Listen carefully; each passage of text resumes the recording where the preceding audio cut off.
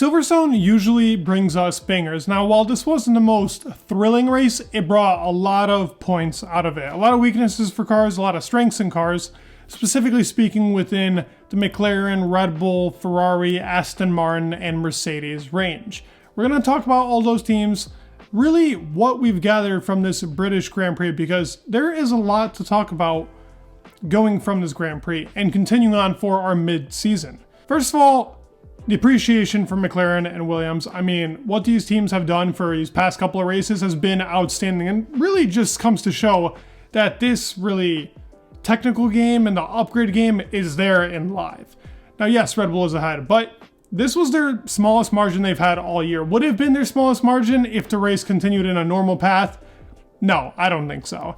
I think they made a mistake on the actual soft tires they put on the end, and I feel like teams like Aston Martin and Mercedes having the strength in really their tires degrading, because of the track being green and because of rain earlier in the race, or not earlier in the race, but actually before the race beginning, and getting a couple of droplets here and there, the track wasn't as, I think, hot as they were expecting it to be, so tire degradation lasted for a long time. I mean, listen, even the Haas cars, before K-Mag's explosion, were out there for a very long period of time. And I think for that reason, we saw a big jump in this McLaren team. The actual tire degradation wasn't to the level that we usually expect Silverstone to be at. I mean, sometimes in Silverstone, the two-stop is the more optimum, really, strategy. And here, going on a one-stop was by far the most optimum. And somehow, Lando Norris was actually able to keep his tires alive for the longer period of time with the hards towards the end. Aston Martin and Mercedes are really the biggest teams that I think need to be talked about for this race. So I first want to talk about really Mercedes and why their car did not perform here. I mean, going into this, I was one of the people talking about hyping up Mercedes. It'll be a big race for them. They should suit all their strong suits, and really the track does. So where did they get it wrong? Well, one thing's for certain, Silverstone in this really new age of cars, straight line speed is very important, and that's something that Mercedes very much lacks. And it's not the straight line speed without DRS, it's with it. When he was behind Lando Norris, he was not able to catch that car. That car, that McLaren that Lewis Hamilton is claiming to be a rocket ship, is not a fast car in a straight line. It's actually kind of mediocre. It's not bad without DRS, but it's not anything near a Red Bull or a Williams. And even Aston Martin was pretty quick on the straight line this Grand Prix. Mercedes was able to catch actually Aston Martin a couple of times. That was due to the Aston Martin having a lot of issues that we'll get into right after.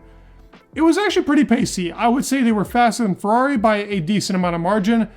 It was hard to overtake on the track. Silverstone's not necessarily your best track to overtake on, and with the wind going in a certain direction, it makes it even harder, depending on how it is working. And I'm pretty sure the wind was going towards the direction of the cars, so it wasn't actually helping on the DRS efficiency that Mercedes already lacks on. It helps with defending. The strategy calls that Mercedes made specifically for both George and for Lewis were pretty much optimal. I think this was the highest that they could have pushed out of it, with the exception of maybe, just maybe, for Lewis putting on a medium towards the end, so he was actually able to push that McLaren car a lot faster. Yes, he did have the pace within the first 2 laps, but then he kind of had to control it and stay behind Lando. His tires were pretty much burning up really quickly. That's why we saw Max not really get away towards the end, because he was on the softs, and Lando didn't really have to worry about that. He was just putting the laps as fast as possible. So Mercedes cars made a good strategy call. They were pretty much optimal to like any other team on the track. A lot better than the actual Ferraris. But they lacked a lot on straight line speed and really being able to put their foot on the gas, getting out of certain traction zones. They're not bad in slow speed corners, which I guess is a good sign, but Maggots and Beckett's was supposed to be something that was Mercedes dominated. That high speed cornering that they had. What made them so good in Barcelona? In Barcelona, that first sector, they were the best there. They had the optimum speed there, they were able to pull everything out of the car, and arguably, had he been closer to Max Verstappen, that would have been a track that they could have maybe just touched it up with Max. This was a track last year that they were actually very strong on, especially on their tires, but that advantage did not come this year because of the track not being really, I think, at the level that every other team was expecting. The green track really didn't help them. Same thing with Aston Martin. Let's get into and really dive into why Aston Martin was bad. Aston Martin is a team that has performed exceedingly over the expectations the whole entire season. Now, people are going to look at this race and be like, wow, they're automatically falling back. Wow, Austria. If we look at every track, really, on this calendar this year. The 3 tracks that I knew coming into the season, just because of like how it has really been working for them this season, Spain, Austria, and Silverstone were never going to be strong tracks. There are other tracks that I will talk about, and I will have a whole separate video speaking about which team will excel and at which track. This was never going to be a good track for them. Magus and Beckett's was always going to be a struggle fest. That straight line speed that they needed was going to be a struggle fest. They went for, I think, a setup that I think wasn't the right path to go down. They should have stuck down a lot more downforce and really relied on being fast in sectors 1 and 2. But instead, they went for the straight line speed to where they can defend. They went for their skinniest rear wing they've had all entire season. And I mean, literally, it was a very skinny wing, and for some reason, Aston Martin was the fastest on the straight line. And no, this isn't because the car is now way less draggier, and the car is just a magical beast now. All of a sudden, it's the fastest car on the straight line. This is because most teams went for a medium-ish downforce. They went for pretty low downforce, really relying on the straight line speed being kind of a counter for them. Now, if it rained, they would have been the team to actually really watch out for, because they had by far the best setup for a rain track. As we saw Alonso get P1 a couple of times in the qualifying sessions. But in the race, it was never going to be great for them. They needed to defend, and Alonso actually defended like a beast, because I think, honestly, the Alpine was almost the same pace as the Aston Martin car. They really did not go for a good setup here. They didn't have that tire advantage that they usually do. They also went for low downforce, so if the tires were shredding, maybe they even got lucky. It would have been even worse for them on this case. A P7 was, I think, the highest position they could have even gotten. I think the Williams could have even caught them just because of driving style and the way that they had to kind of make the race happen. The Aston Martin fell back. Now, as Alonso says, as I think any really fan keeping up with the whole entire season, you shouldn't have your doubts. This car is amazing. It only lacks on parts that Silverstone really brought out. Same with Austria. Straight line speed and high speed corners. What's the thing in Austria? High speed corners and straight line speed. Both these tracks are just reoccurring themes as to why Aston Martin will always struggle on these tracks. They need to work on this, and they even used FP1 and 2 for 2024 car. Now let's get into the better news, the McLaren, the juicy stuff. Why was McLaren so fast here? Well, they were really fast here because of high-speed cornering. These upgrades have clearly worked in their favor, but I gotta remember this, and I gotta tell it out to the McLaren fans. As the season has been very up and down, this won't be a continuous reoccurring theme, them being on the podium and other teams not being. Ferrari has other strengths that McLaren doesn't. Aston Martin has strengths that McLaren doesn't. Mercedes and McLaren are pretty much, I think, the closest teams when it comes to what the strength of the car is and what isn't. Now, I really think that they're going more towards this Red Bull direction, and which is pushing them even more to really get the best out of the car, and I think other teams are now starting to realize that. McLaren was way better than any other team on the high speed corners. They didn't have the straight line speed that Lewis Hamilton is talking about as rocket ship power.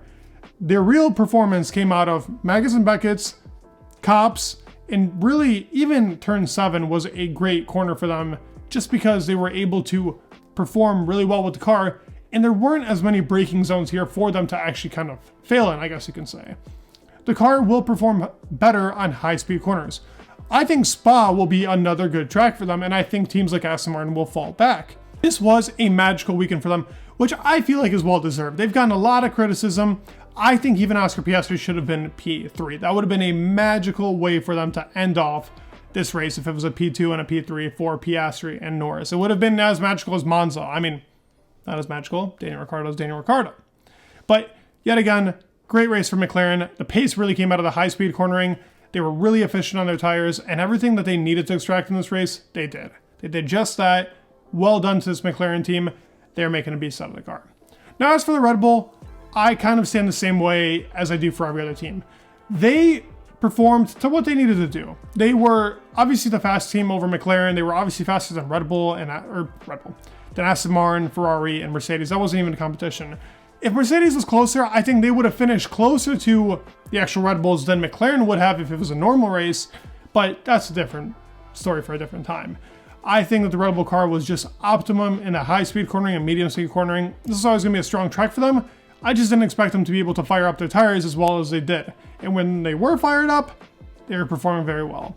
Now, Perez was having a hard time, but Perez is continuously having a hard time throughout the whole entire season, and it's just not good. Now, As for Max Verstappen, Max, what do I even need to say? The dude is just amazing in everything that he does. He doesn't make a mistake. The biggest crash we've seen of him all year was him hitting the pit wall in qualifying. That is it with this Red Bull team. They've just been flawless. As for Williams, I'm super happy to see them this high up on the pecking order. So well deserved by Alex Albon. The guy is having a standout season. I think the real outliers in the season are Alex Albon, Oscar Piastri, and Yuki has kind of fallen back, but I don't want to forget the amazing performances he's put up in that car so far. It's been nice to see. I think this 2023 has been outstanding. As for Ferrari real fast, let me catch up on that before I end the video. Ferrari went for the worst possible strategy they could have gone for. They got screwed over in the beginning. They thought they were going to try and get Russell if he was going to pit. They had the pace to definitely be faster than the Mercedes. Carlos Sainz got screwed over again with staying out on the hards, and then it was just so bad when it came to... He got overtaken and everybody just took that advantage of taking that corner. It was just very unfortunate for Carlos. Leclerc, on the other hand, had, I think, a very strong race. The Ferrari cars should not they should not be hurt by this performance. I think it was a great performance, and I think that they're actually going to perform a lot better now coming into Hungary. The car is very optimal. It's a lot better on its tires. It's doing really well. It was just a blunder of a performance for Ferrari when it comes to tire strategy. Tires were a big talking point into this race, and understandably so, a lot of teams failed on optimizing their strategy and really getting it right. Let me know your thoughts down below. What do you guys actually think of this analysis, and what do you guys think of every single team down the grid? Really the top 5 teams that we have right now. Do you think this is going to be the solid top 5 for the rest of the season? Will McLaren keep this pace? Let me know your thoughts down below. Please leave a like, subscribe. It would mean the world, and peace.